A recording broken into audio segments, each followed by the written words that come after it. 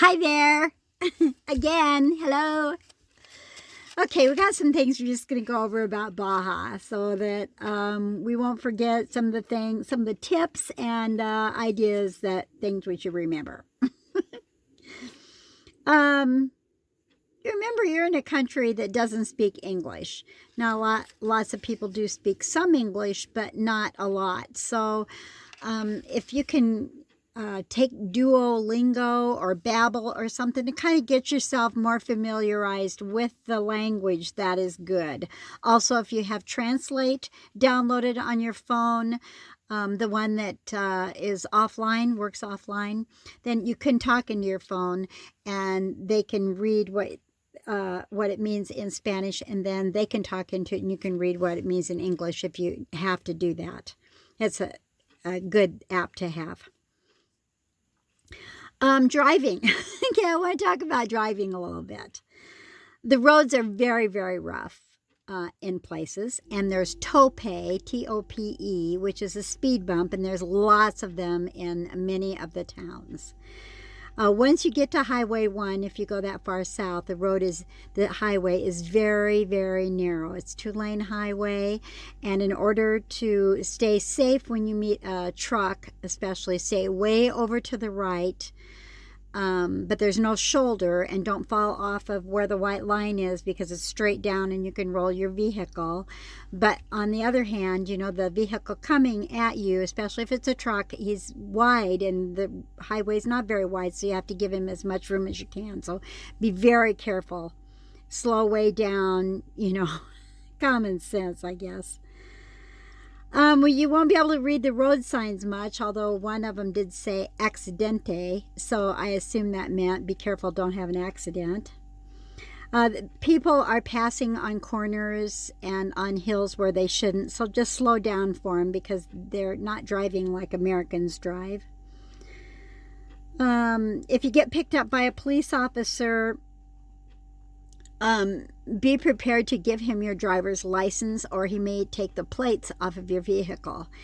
And we were warned ahead of time before we come down, to get a copy of the front and back of our driver's license, have it laminated, and use that in a billfold, that you would have available if you were picked up. So I have a billfold for Mexico. It has pesos in it, has my insurance for my vehicle that is only good in Mexico, my tourist visa, and my driver's license, which is just a laminated copy of my driver's license. If they do take your driver's license or plates, they say it's best just to tell them you want to follow them to the police station rather than trying to go find it later.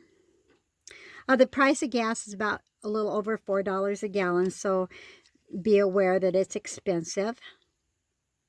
If there's an accident on the highway, or if someone has trouble with their vehicle, any kind of trouble, they often can't pull off because there's no shoulder, so they're right in the middle, not in the middle, but they're right in your lane on the highway or in the other lane. So you always have to be careful and watchful, because you never know when you're going to come around a corner and there's going to be somebody just stopped right in the highway. So just be careful of that. Just drive slow. Driving is a real challenge for me in Mexico. It's pretty scary, I think. There's dogs everywhere in Mexico. The big dogs are not on leashes. Their poop is, everywhere. Mexicans aren't very careful about picking up garbage either. So be aware that there's a lot of dogs around. The cars that most of the people drive there are old and junky. They don't have lights necessarily. They don't have tags on them. There's a lot of mopeds running around. Kids aren't buckled up. They're sitting on their parents' laps or in the back of the pickup. There are several on a motorcycle. There's chickens going to wake you up in the morning.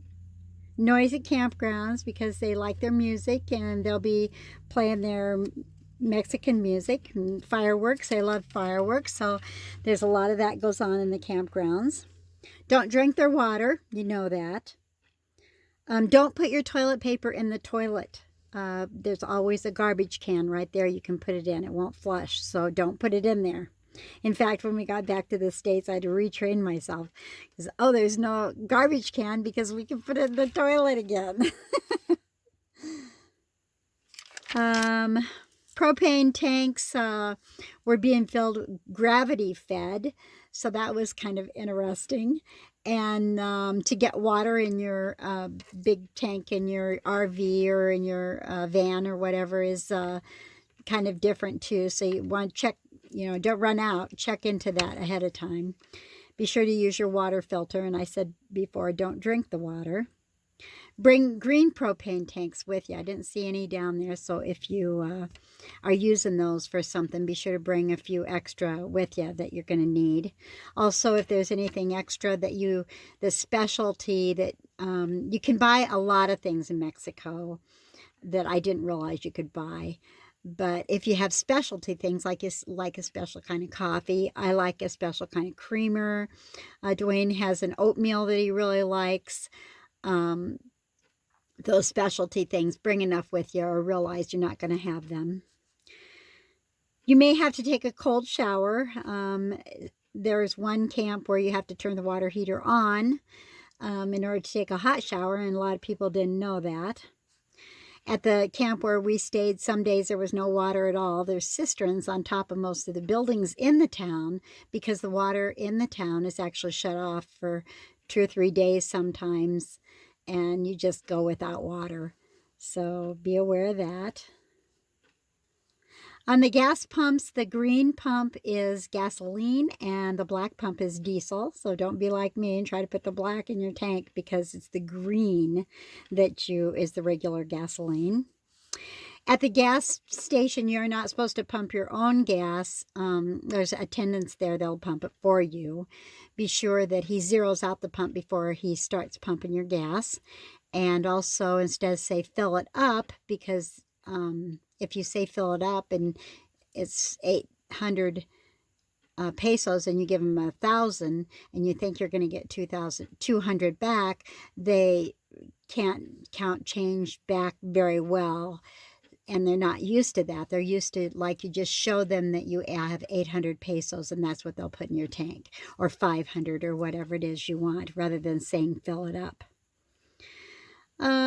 If you use a credit card at a gas station, make sure that they don't add an extra zero or something to the charge. We saw that happen to a good friend of ours, and he had $500 US extra on his charge card. So I didn't use any charge cards.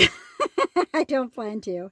If you have to go to an ATM to get more pesos, there's a fee for that besides the exchange rate.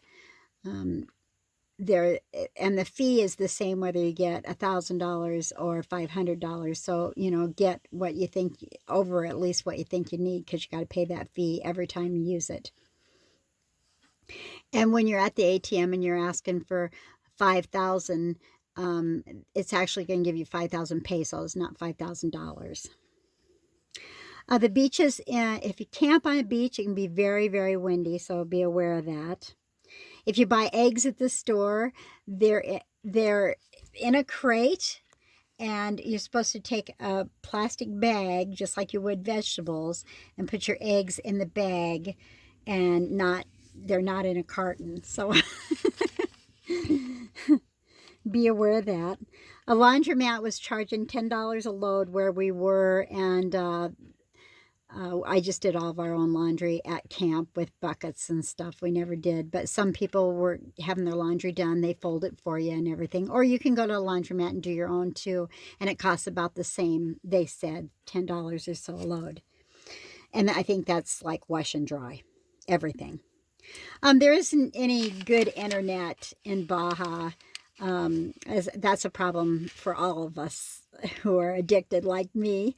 So be aware that you're going to be probably without internet. And if you do get it, you might be paying for it, or you'll go to a restaurant that has it and they charge you a little extra, or it's even when you think you have it, it might not be very good. So be aware.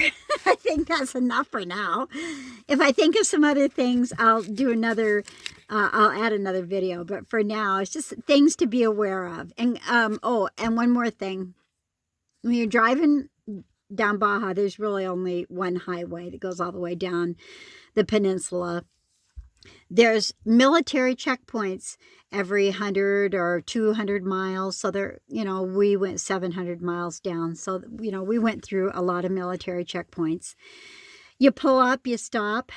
They talk to you in Spanish, and then they ask to look inside your vehicle, and you'll just let them in and stay with them. Don't leave them in there alone. Go in with them in the back. I brought them in the back of the van. They looked around, opened my drawers, asked me some questions, what I had, where I was going, where I came from, why I was in Mexico, So those questions you should be ready to answer, and just show them whatever they want to see. They're more curious than anything, but we just cooperate with them, and you'll get along fine.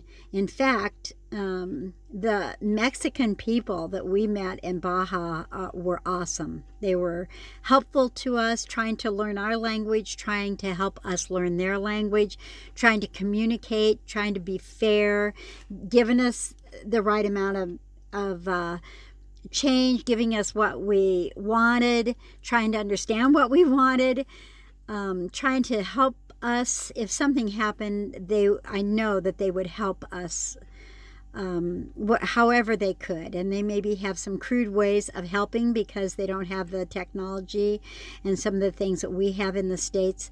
But they are good people. They are caring, loving, religious, good-hearted people. The culture there is amazing. And I highly recommend going, but you need to be aware of the negatives so that you can kind of be prepared anyway for what some of the things that can happen. Okay, that's it for now. Talk to you later. Oh yeah, I forgot to say, if you like what you see here on YouTube, subscribe to our channel, hit that thumbs up button, and we'll talk to you later.